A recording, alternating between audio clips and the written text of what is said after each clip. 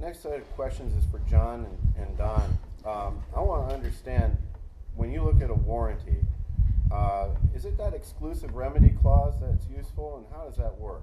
What does it mean? You want to go first? No, go ahead. Okay. The warranties I mentioned the implied warranties earlier. For anybody that builds a product in Texas, you get the implied warranties. The only way to get around those implied warranties is to have a contract that expressly waives them by name. You have to use the exact name, and there's bold font, underlined, and it's the only way to waive and disclaim those. And instead of giving those implied warranties, okay, which we don't know how long they are or what they cover, we just know they go on, and we end up at the courthouse, okay? So how you do it is you have a proper contract that waives and disclaims all the implied warranties. The only standardized contracts in Texas that does it the right way are the ones we do for TAB. And in place of that, you have to give an express warranty. The standard, when John was talking earlier about the TRCC warranty, what we did at Texas Association of Builders is we just basically took that warranty September 1, 2009, and there's a committee that I've chaired since 2009 that we take and we improve on that document. We don't make it more builder friendly, okay? It's a 1, a 2, and a 10, 1 year for cosmetics, 2 years for your delivery systems, and 10 years major structural defects. What we do is we make it more clear. We provide more standards for those areas where there was holes in the standards, and that becomes your grading rubric for your construction that you build. So you go out there and you take a look, and let's say somebody alleges I got a crack in my foundation, and you go out there to take a look. Well, if you have the implied warranties, well, it's just going to be whatever their engineer says. It's not performing right.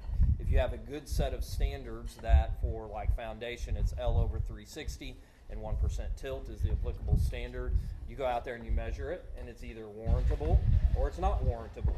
And if you have a third-party warranty in your back pocket, third-party warranty company gets to pay for that and not you. That's why you purchase that product, okay? It depends on what program you're in, of course. But that's how you get around all the implied warranties, where I guarantee you just end up at the courthouse in front of 12 other homeowners, probably half of them from California. That is not a jury of your peers, okay? There will not be any small business owners on there. There will not be any builders. It's all going to be homeowners, okay? And they're all going to be looking at you, and they just see a big crack blown up on a screen that size right there, and it looks like the Grand Canyon, and you're going to have to write a check, okay? So buy the right products is my point. Make sure you have an arbitration provision.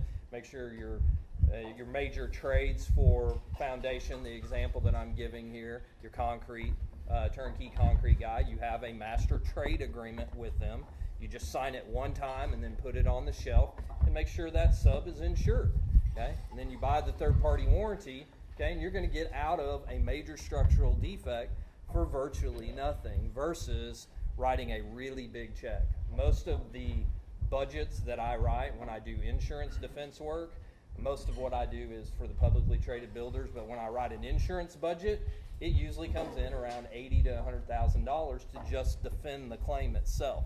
Okay, and to fix foundations in Texas, it gets really pricey really fast. Okay, if you're doing post-tension slab on grade foundations, and most of the engineers on the plaintiff side, they'll say we need to convert the entire foundation into some type of lifted system, pull it off the soil. They want 100 piers. You're looking at least $100,000 for the repair, and then you're looking at a whole bunch more money for the cosmetics. And if you're building nice finish out, that's going to be another big number. So, and all of the damages that I'm talking about are things that if you're in the right products, insurance, GL with the right subs and a third-party warranty, that's going to be covered stuff. Okay, but you got to be in the right product. You can't go out there and buy something that you don't know what it is.